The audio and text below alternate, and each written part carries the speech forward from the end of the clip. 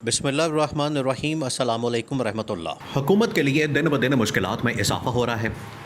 एक तरफ जहाँ इस गवर्नमेंट के ख़िलाफ़ शहबाज शरीफ और आसिफ अली ज़रदारी के ख़िलाफ़ फैसल वाडा को लॉन्च किया गया और फैसल वाडा को लॉन्च करने वाला कौन है, उसके पीछे कौन है, किसकी जानिब से ये सब कुछ किया जा रहा है, वो कहाँ से प्लांट किया जाता है, ये सारी दुनिया जानती है, सबको पता है। और क्योंकि देखें, ये जिस किस्म का माफिया, जिस किस्म के घटिया लोग, जिस किस्म के बेशर्मी से मारे लोग, ये नून लीग और पीपल्स पार्टी वाले, ये जो इस वक्त शहबाज शरीफ और आसिफ अली ज़रदारी, इनके खून के अंदर ये चीज़ शामिल है, इनके माते के अंदर ये चीज़ शामिल है कि इन्होंने दो नंबरी करनी है, इन्होंने लूटमार करनी है, इन्होंने तबाही और बर्बादी फेरनी है। तो फिर उसी तरीके के हरबे हथकंडे इस्तेमाल किए जाते हैं। देखिए, इमरान खान के ख़िलाफ़ तो इन लोगों ने सिंपल काम किया, उसके ऊपर मुकदमा बनाया तोशाखाना का और पकड़ के जेल में डाल दिया। और आज तक कोई ऐसा बड़ा मुकदमा नहीं बना सके इमरान खान के ख़िलाफ़, ना कोई फाइलें, ना कोई करप्शन का रिकॉर्ड, ना कोई और डॉक्यूमेंट्स, ना कोई अल्ले तल्ले, ना कोई और ऐसी चीज़।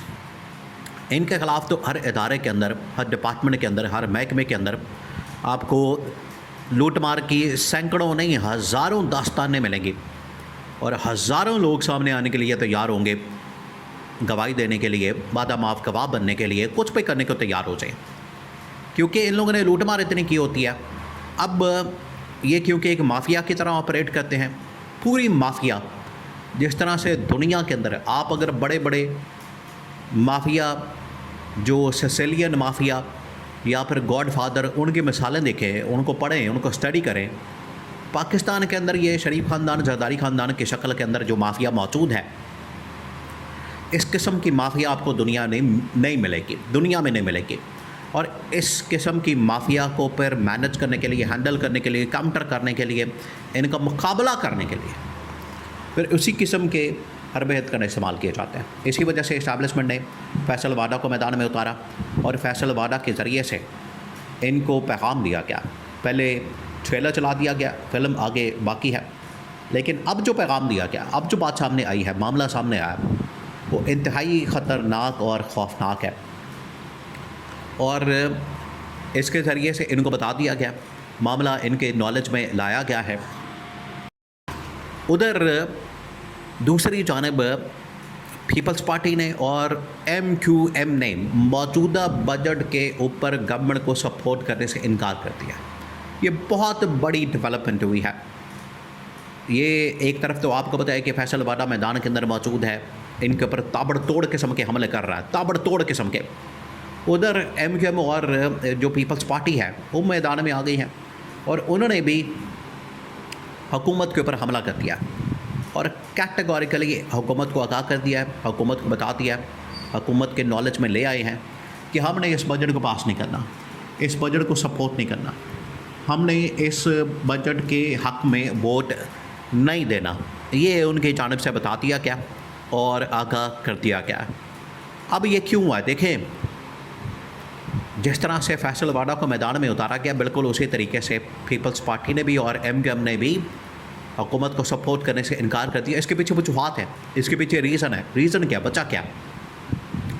रीज़न ये है, पहले तो MQM के रीज़न को आप समझें। MQM की जानिब से जो डिमांड सामने आई है, अब जो उनकी जानिब से डिमांड रखी जा रही है, वो उन्होंने पहले भी की थी और आज उनकी जानिब से बरमला इसका ऐलान कर दिया गया। आज उन्होंने बाकायदा इसका अनाउंसमेंट कर दी है। एक तो उनकी आपस की लड़ाइयाँ मौजूद हैं, आपस में इख्तलाफात हैं अंदरूनी, मुस्तफ़ा कमाल, खालिद मकबूल सिद्दीकी, फ़ारूक सत्तार, फिर उसके बाद कामरान टिसोरी, अंदर बहुत सारे धड़े और ग्रुप्स बने हुए हैं। MQM का इस वक्त कोई वाली वारिस नहीं, कोई हाल नहीं। MQM की कोई इस वक्त आप समझें कि सुनवाई नहीं होती। MQM कोई इस वक्त इनके ऊपर कोई सरबराह नहीं। इस्टेब्लिशमेंट ने ठीक है इनको ला के यहाँ पर बिठा दिया, इनको 25-30 सीटें दिलवा दी असम्बली के अंदर, वो भी सिर्फ इस मकसद के लिए कराची के अंदर, अर्बन सिटी के अंदर, अर्बन जो शहर है वहाँ पर पीटीआई को माइनस करने के लिए। पीटीआई के ख़िलाफ़ असल में इनको मैदान में उतारा गया, लॉन्च किया गया, पीटीआई को माइनस किया जाए, तो इनको एक्स्ट्रा सीटें दिलवा दी गई, इनको अकोमोडेट कर दिया गया। इन्होंने आगे से क्या किया है कि बजाय ये गवर्नमेंट का साथ देते, हुकूमत के साथ चलते, या असल में तो इस्टेब्लिशमेंट ने क्योंकि इनको अकोमोडेट किया, तो जब भी इनको इस्टेब्लिशमेंट इशारा करेगी, ग्रीन सिग्नल देगी, जब भी इनको आंख मारेगी तो ये उसके मुताबिक चलेंगे। अब इस्टेब्लिशमेंट की जानिब से ग्रीन सिग्नल आ गया, इनको आंख मारती गई है, इनको बता दिया गया कि अब आप आ जाएँ। इस वजह से इनकी जानिब से जो डिमांड सामने आई है, इसके पीछे MKM बताते खुद भी ये चाहती है कि उनको किसी तरह से अकोमोडेट किया जाए। जो कामरान टेसोरी को हटा दिया गया, कामरान टेसोरी को फ़ारिग किया गया, एक तो वो मामला जो इनके लिए मसला बन गया है, वो चाहते हैं कि उसकी बहाली की जाए, और जिस तरीके से उसको हटाया गया उसी तरह से उसको बहाल किया जाए। नंबर 2, उनको अब इस्टेब्लिशमेंट ने इशारा दे दिया, इस्टेब्लिशमेंट की जानिब से ग्रीन सिग्नल आ गया, तो ये दोनों चीज़ें अपनी जगह मौजूद है। अब आ जाए पीपल्स पार्टी की तरफ। पीपल्स पार्टी भी मौजूदा गवर्नमेंट से, सेटअप से, हुकूमत से, शहबाज शरीफ से खुश नहीं है। अब उनकी भी 2 डिमांड है।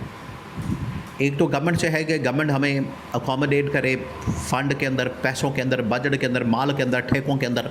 एक तो ये इनकी डिमांड है, और आपको पता है पैसों के अलावा ये लोग चलते नहीं, लूट मार करना। और ये MKM की भी डिमांड है। उधर पीपल्स पार्टी ने इस्टेब्लिशमेंट को, असल में ये गवर्नमेंट को, इस्टेब्लिशमेंट को, दोनों को धमकी दी है, क्योंकि पीपल्स पार्टी को ये पता चल गया है कि इस वक्त नून लीग और पीपल्स पार्टी, ये इस्टेब्लिशमेंट एक पेज पर आ चुके हैं। पहले जो नून लीग पीपल्स पार्टी एक पेज पर थे, अब नून लीग ने इस्टेब्लिशमेंट का, आप समझे कि उन्होंने हाथ पकड़ लिया और उनके साथ मिलकर ये पीपल्स पार्टी को माइनस करना चाहते हैं। पीपल्स पार्टी ये डिमांड कर रही है कि आज़ाद कश्मीर के अंदर भी और गिलगित बल्तिस्तान के अंदर भी गवर्नमेंट दी जाए। बिलावल और आसिफ जरदारी इसके ऊपर बज़िद हैं, तो उन्होंने ये डिमांड रखी है कि अगर आप हमारी ये डिमांड पूरी कर देंगे तो ठीक है, हम बजट के अंदर वोट डाल देंगे, बजट को सपोर्ट कर देंगे, हमें कोई मसला नहीं। और बजट आपको पता है टोटल हफ्ता 10 दिन रह गया, तो अगर ये बजट के ऊपर वोट नहीं देते, सपोर्ट नहीं करते, तो फिर समझे गवर्नमेंट गई।